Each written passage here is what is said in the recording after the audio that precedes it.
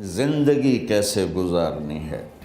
میرے نبی کی زندگی کا دوسرا رخ کہ بطور انسان زندگی کیسے گزارنی ہے، مرد عورت ہے، زندگی کیسے گزارنی ہے۔ پہلا رشتہ جو قائم ہوا دنیا میں وہ ہے خامد اور بیوی، حضرت آدم اور حوا کا نکاح ہوا۔ اللہ تعالیٰ نے عورت کو کمزور بنایا تو پہلے دن سے اس کو عزت اور احترام دیا تاکہ ساری زندگی اس کمزوری سے ناجائز فائدہ نہ اٹھایا جائے بلکہ اس کو عزت دی جائے۔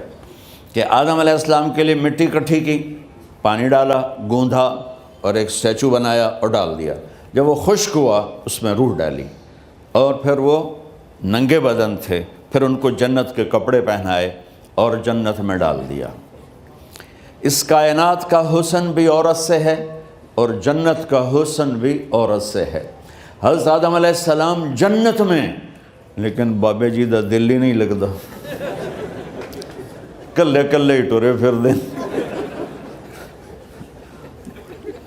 اب اللہ نے عورت کو بنانے کا ارادہ کیا تو اللہ ایک ڈھیر مٹی کا اکٹھا کر کے عورت کے لیے بھی بنا دیتا اور اس کا اسٹیچو بنا دیتا اور اس کو خشک ہونے دیتا، پھر اس میں روح ڈالتا، پھر اس کو کپڑے پہناتا۔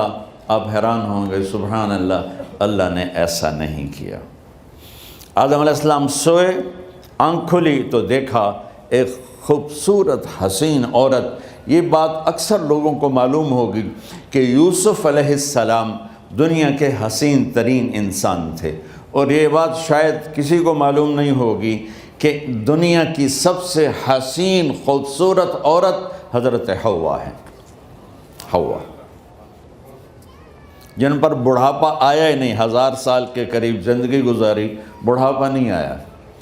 حضرت آدم اور حوا قریب قریب عمر تھی۔ حضرت آدم کی عمر تو کتابوں میں مل جاتی ہے 1000 برس، لیکن حضرت حوا کی عمر کتنی تھی یہ کہیں پڑھنے کو ملا نہیں، اس لیے میں اندازہ کرتا ہوں کہ قریب قریب ہوگی۔ بڑھاپا نہیں آیا، بیماری نہیں آئی۔ اور حضرت حوا کو مینسز بھی نہیں آتے تھے۔ یہ عجیب بات آپ کو بتاؤں، اللہ نے اتنا جنت کا ان کے اندر نمونہ رکھا۔ تو جب حضرت آدم کی آنکھ کھلی تو دیکھا ایک حسن کا پیکر، انہوں نے تو جنت ہی بھول گئی۔ کہنے لگے یا اللہ ہن دل ٹھریا جا کے، یا اللہ کون ہے؟ کہ تیری بیگم۔ کہ واہ جی واہ، موجاں ہی موجاں۔ تو اللہ تعالیٰ نے نکاح پڑھایا۔ سبحان اللہ، اپنے نبی کی شان دوبارہ سنو۔ تو اللہ نے کہا آدم اپنی بیگم کا مہر ادا کرو۔ تو وہ پوچھنے لگے کیا مہر ہے؟ دیکھو ایک بات سنو، مہر کسی کی بیٹی کی قیمت نہیں ہوتی۔ $1 ہو یا $1 ٹریلین ہو، بیٹی کی کوئی قیمت نہیں ہوتی۔ یہ ایک نشان ہے کہ اس بچی پر اب یہ جو خامند ہے وہ موت تک خرچہ اس کے ذمہ ہے، بیوی کے ذمہ خرچہ نہیں ہے۔ خامند کما کے لائے گا اور اپنی بیگم کو کھلائے گا، اور بیوی گھر کی ذمہ داری نبھائے گی۔ تو خیر وہ الگ بات چلی جائے گی۔ اللہ تعالیٰ نے کہا کہ مہر ادا کرو۔ کہا جی کیا مہر ہے؟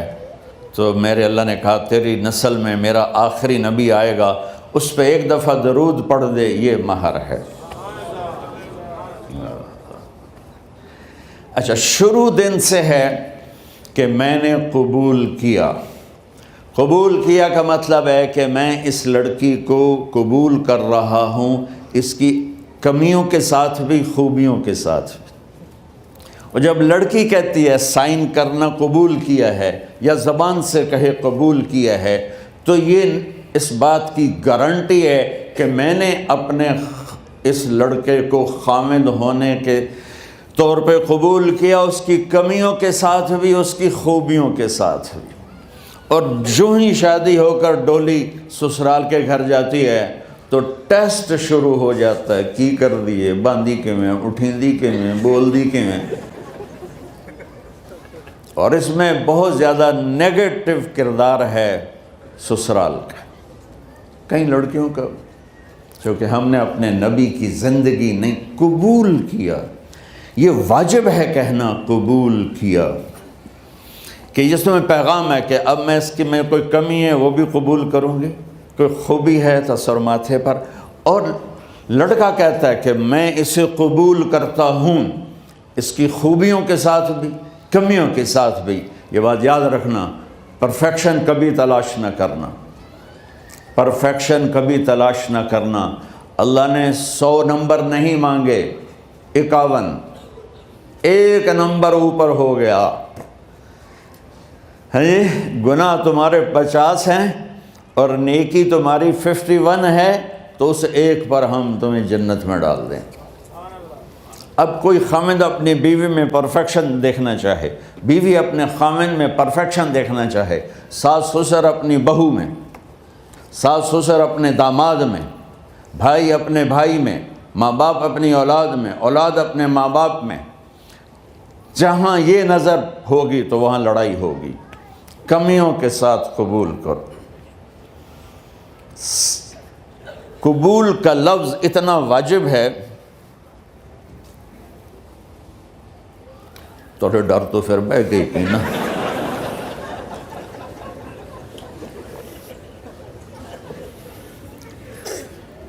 قبول کا لفظ اتنا ضروری ہے کہ اس کے بغیر نکاح ہی نہیں ہوتا۔ میں یہ کئی جگہ لطیفہ سنا چکا ہوں، اور واقعی قصہ بھی ہے، ایسے لطیفہ نہیں ہے۔ میرے دوست ہیں، ذمہ دار ہیں اچھے، تو ان کے گاؤں کا ایک بچہ چھوٹی عمر میں بسوں پہ جا کے نا وہ جاب پہ لگ گیا، تو اس کا کام ہوتا ہے بس کو صاف کرنا، ڈرائیور کو چائے پلانا، اور جہاں کہیں رش ہو تو اس کو ڈائریکشن دینا، استاد جی کٹ لو، استاد جی آن دیو، استاد جی جان دیو، تو یہ اس کا محاورہ بن جاتا ہے۔ اب اس کا نکاح ہوا تو مولانا صاحب نے کہا بھائی عبد الرحمن، میں فرضی نام لے رہا ہوں، نام مجھے اس کا یاد نہیں، عبد الرحمن زینب بنت اسلم نو تیرے نکاح دیتا 500 مہر تو قبول کیتا؟ تھوڑی دیر سوچ کے کہندا جی آن دیو۔ اس نے ساری زندگی آن دیو ہی سیکھا تھا، تو اس کے بھائی نے اس کو کوئی نہیں ماری، تو کہنے لگا جی جان دیو۔ مولانا صاحب نے کہا آن دیو جان دیو نال کم نہیں بننا، تو آگا میں قبول کیتا۔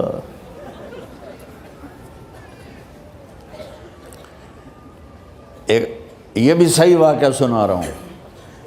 ایک نوجوان نے بیوی کو 3 طلاق دے دی کٹھی، اب ہو گیا پریشان، مولانا صاحب کے پاس گیا، کوئی میرے جیسا ہوگا، مولانا صاحب 3 طلاق دے بیٹھا، کوئی مسئلہ کا حرام؟ کہا جی کوئی رستہ حرام، کوئی گنجائش حرام۔ اس نے جیب سے موٹا سا لفافہ نکالا اور مولانا کے جا نماز کے نیچے ڈال دیا، کہ مولانا صاحب کوئی گنجائش؟ کہ ہن تو سوچنا ہی پوے کی آکھیا ہی تو اپنی بیگم نو؟ اس آکھیا جی میں آکھیا ہی 3 طلاق، اس آکھیا مبارک ہوئے طلاق نہیں ہوئی۔ میں آکھیا جی او کیویں؟ آکھے او جڑا یہ طلاق ہے عربی دا لفظ، اس سے چاکھنا پمدا ہے طلاق۔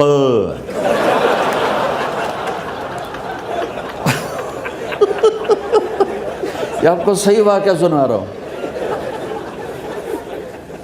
تو تم نے تو چھوٹے کاف کے ساتھ کہا ہے طلاق، او کاف تا کتے آلا ہے، موجاں کر، ایک لفافہ ہو راوے تو چاہے ساری زندگی دا حلال کر دے۔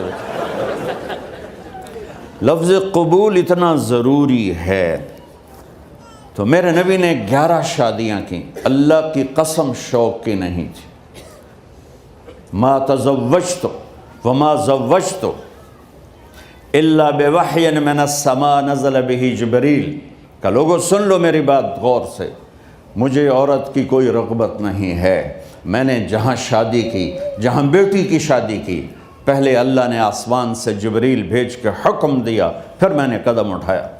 تو پہلا رشتہ خاوند اور بیوی ہے جو اس کائنات میں جڑتا ہے، یہ دنیا کا سارے رشتوں میں نمبر 1 رشتہ ہے، سب سے خوبصورت رشتہ ہے، سب سے اہم رشتہ ہے، سب سے بڑا رشتہ ہے۔ والدین کے لیے چند آیات ہیں، اولاد کے لیے چند آیات ہیں، بہن بھائیوں کے لیے چند آیات ہیں، خاوند اور بیوی کے لیے سینکڑوں آیات ہیں، سینکڑوں۔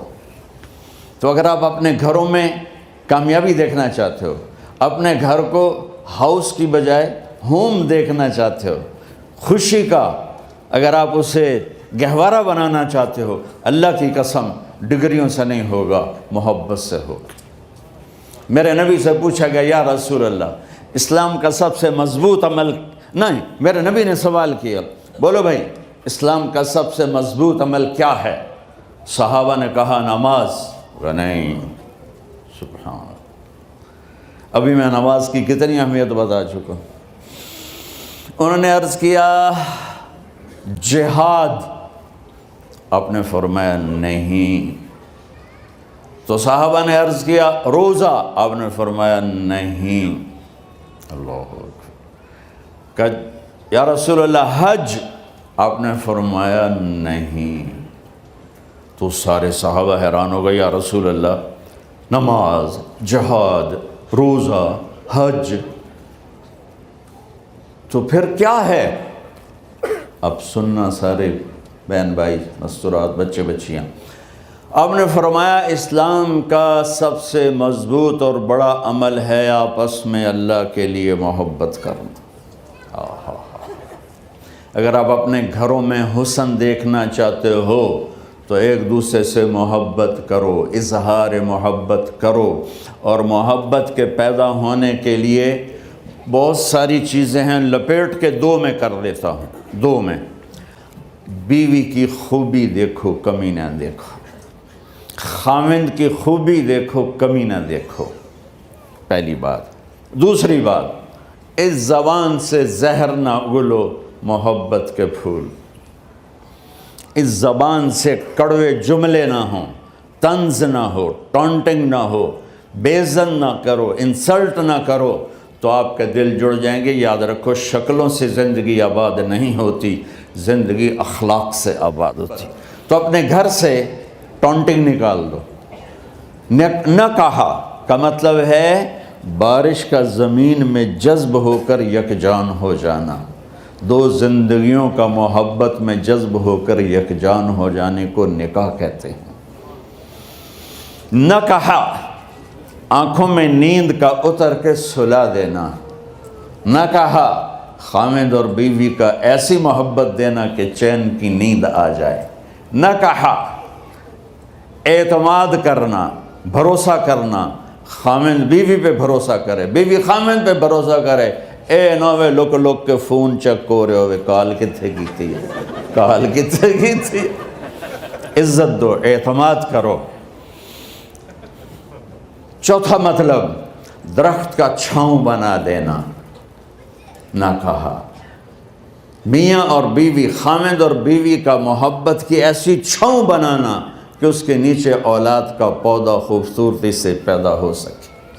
نہ کہا، صرف لفظ نکاح کے مطلب بتا رہا ہوں، نہ کہا مریض کو، کدھر ڈاکٹر بیٹھے ہیں، میرے سامنے بیٹھے ہیں، مریض کو دوا ایسی دینا کہ وہ شفا یاب ہو جائے، آپس کے ایسے تعلق بنانا کہ زندگی کو شفا مل جائے۔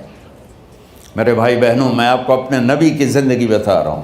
میرے نبی نے 11 شادیاں کی، اللہ ذوالجلال کی قسم، صرف ہمیں زندگی سکھانے کے لیے کہ گھر کی زندگی کیسے ہوتی ہے اور اولاد کو کیسے پالا جاتا ہے۔ اب لوگ کیا مجبوریاں ہیں کہ عورت بھی جاب کرتی ہے، مرد بھی جاب کرتا ہے۔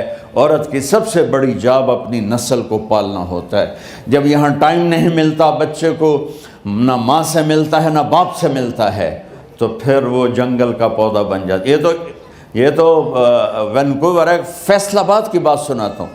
میرے بچے جس اسکول میں پڑھتے تھے ان کے پرنسپل سے میری دوستی تھی، میں ملنے گیا ایک دن، تو کہنے لگے جی عجب واقعہ ہوا ہے کہ یہاں 2 بچے پڑھتے ہیں، ان کی ماں بھی ڈاکٹر ہے اور باپ بھی ڈاکٹر ہے، تو وہ دونوں آئے ہیں میرے پاس کہ ہمارے بچوں نے 3 دن ہو گئے ہیں گھر میں کھانا نہیں کھایا، تو ہم پریشان ہیں، ہمیں بتاتے نہیں، کائنڈلی آپ پوچھ کے بتائیں کہ وہ کھانا کیوں نہیں کھا رہے۔ ایک باری کر کے بھی دکھا دو.